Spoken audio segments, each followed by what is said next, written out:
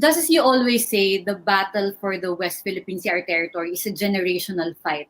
And this was 6 years under Duterte. Add to that disinformation and misinformation, and the popular president saying that he loves Xi Jinping. So how did 6 years of being soft on China and being passive and defeatist on our arbitral ruling and our claim affect this generational fight? What I'm asking is, did we lose a generation in this fight? Well, we were delayed by 6 years, maybe more if you consider that we have to restart again. But that's part of geopolitics. I mean, we cannot slow down because of that. We cannot be discouraged because of that. We have to press on. The ruling stands. The new president says, I will assert the ruling. The world is behind us. More countries are now supporting us. The EU, the US, Japan, Australia, India, they're all supporting us. And the world now understands the value of the arbitral award, that this is needed to preserve the international order in our oceans and seas of our planet. And the rule of law is now very important because of what Russia is doing in Ukraine, is thrashing the rule of law. And that's why it's really important to prevent China from doing that in the South China Sea. And I think more people understand now the value of the arbitral award. And I think we can move on, we can build on this. Thank you. Justice, the president-elect always says he listens. So if you were to listen to you, what would be your recommendation as a strong first move to get back on better footing in asserting our right in the West Philippines? Is there any legal move or any political move that would send a strong message? Well, first of all, we have unfinished business in the West Philippine Sea because we have not filed our extended continental shelf claim in the West Philippine Sea. Off the coast of Luzon, facing the South China Sea, we have an extended continental shelf claim. And Vietnam filed their extended continental shelf claim in the South China Sea. Malaysia did, but we have not. But we're almost there. I mean, our executive agencies, NAMRIA, DFA, they all prepared already. It's ready for filing. But President Duterte said, do not file. We can do that. We can file that because like in the Benham Rice, we filed and nobody opposed it. And it was awarded to us. The UN Commission on the Limits of the Continental Shelf confirmed that we have an extended continental shelf in Benham Rice. So in the South China Sea, we can also claim our extended continental shelf claim. China cannot oppose it because the Nine-Dash Line has been struck down by a UN tribunal. And the UN Commission on the Limits of the Continental Shelf is a creation of UNCLOS. So they have to respect the decision of the tribunal. So we have to file that because Vietnam already filed their extended continental shelf claim, and Malaysia also did. So what's keeping us from filing it? So we can file that. That's a low-hanging fruit. And then we can enter into an agreement with Vietnam, Malaysia, Brunei, Indonesia to submit to compulsory arbitration our overlapping claims, because our extended continental shelf overlap with Japan, with Vietnam in the Spratly area. We have overlapping EEZ boundary with Malaysia. We have to delineate that. So we can all agree to submit this to arbitration. And Malaysia and Vietnam invited us before, during the time of President Aquino, to submit this to arbitration. And this is a low-hanging fruit because this is a no-brainer.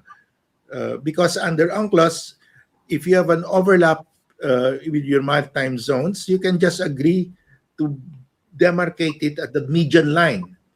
Hating kapatid, just split it. And everybody will agree to that. And so if we do that, the ASEAN countries, Vietnam, Malaysia, Brunei, Indonesia, and the Philippines, will no longer have maritime disputes among themselves, because this is separate from the territorial dispute. It will now be only China that has a maritime dispute with the ASEAN coastal states. And that's a big improvement, because now China is saying, oh, kayo nga, you cannot agree among yourselves on your boundaries. So we can settle that. That's a low-hanging fruit. Once we have that settlement, we can submit that to arbitration, and we know the outcome. It's just the median line. Then we can use that uh, as the foundation of a convention on the South China Sea. That convention will say that all these countries, Vietnam, Malaysia, Brunei, Indonesia, the Philippines, have their exclusive economic zones as provided in the Arbitral Award. And in the exclusive economic zone, there's freedom of navigation and overflight for all countries. And in the extended continental shelf, the same. There's freedom of navigation and overflight. And we will invite the US and EU, Japan, Australia, and India to accede to the convention, because that's what they want also. They want they assert that there's freedom of navigation in the EEZ and external conscious of the South China Sea, because that's what UNCLOS says. So they will join, and in that process, Vietnam, which does not have an arbitral award against China, will now see the world recognizing their exclusive economic zone. All the coastal states in ASEAN will enjoy the recognition of their EEZ and extended coastal shelves by the rest of the world, because the rest of the world will subscribe to that convention. Only China will be isolated here. Mm. So we can do that. We can do this without the participation of China. So this is now the world accepting our position in a document, which strengthens now our rights as against China. Mm. So this should be done. This should be the direction of our foreign policy. Thank you. Now that you mention isolating China, just what I've observed from President-elect Marcos, he seems strong na nga, on asserting our arbitral ruling. He also seems to be restoring ties with the United Nations and the United States, but he's also not abandoning friendliness to China. He's attended 2 conferences in the last week. He said yesterday that China is our strongest partner in the pandemic, and he has said in the campaign that hindi siya naniniwala sa Cold War attitude na ang kalaban mo, kalaban ko rin, or something like that. So he seems to be preserving the ties to China. Is that wise, and can he truly and completely assert our claim in the West Philippine Sea while still being friends with China? Well, we should continue our economic and trade relations with China. Vietnam has a very strong trade and economic relation with China, but it's also very protective of its sovereign rights, of its EEZ. Vietnam sends its Coast Guard on a face-to-face confrontation against the Chinese Coast Guard in its exclusive economic zone. You can have good trade and economic relations with China, but you have to be protective of your maritime rights, and that's what that's the position of Vietnam. Also, the position of Malaysia and Indonesia. Recently, Malaysia sent its survey ship to test drill in its exclusive economic zone. The Chinese Coast Guard went there and told them to stop, but they continued. China warned Malaysia not to continue. Malaysia continued, and Malaysia was able to finish their drilling. And the same thing happened in the Natunas. The Indonesians conducted surveys in their EEZ in the Natuna, in North Natuna. China said stop because that's within the 9-dash line. Indonesia ignored and continued and completed. So you just have to be firm in defending your sovereign rights. What did Duterte do in Reed Bank? Duterte said, okay, Forum Energy, continue your exploration. He lifted the moratorium. But when China said no, Duterte backed down. He said, don't proceed. it's a contrast. Malaysia continued and got away with it, just finished their drilling. Indonesia did the same.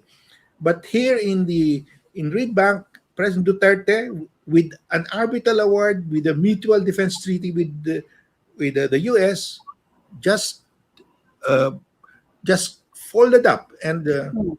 told the foreign marriage, don't continue. Mm. So Sir, we how have to be assertive, and we should not be afraid. Just look at the example of Malaysia. Malaysia has very good relations, trade and economic relations with Vietnam. But when it comes to their sovereign rights and their EZ, they are very protective and very assertive. Thank you. Justice, how do you read China's moves so far? Are they preparing for a long game in which they will increase their activities in our territory into making us, submit to them, or, trying to aggressively come at us so we submit to them? What's your reading on China's moves so far? Well, China is playing the long game with carrot and stick. Will offer you loans and investments, but will ask you to implicitly recognize their claim. But of course, we will not agree to that. Malaysia will not agree to that. Indonesia will not agree to that. Vietnam will not agree to that. And the Philippines should not agree to that. We have an arbitral award. So they will play the long game. They will have carrot and stick. But we should be aware that we have to assert our sovereign rights. Right. Thank you, Justice. Justice, are you open to being consulted by the Marcos government on West Philippine Sea issues? Well, I'm always open because that's my advocacy. If they ask for my advice on the West Philippine Sea, I will tell them, and they don't have to ask me. I write about it. I talk about it in webinars like this. I Yeah. give my what should we do, the steps that we should do. It's there. It's open source.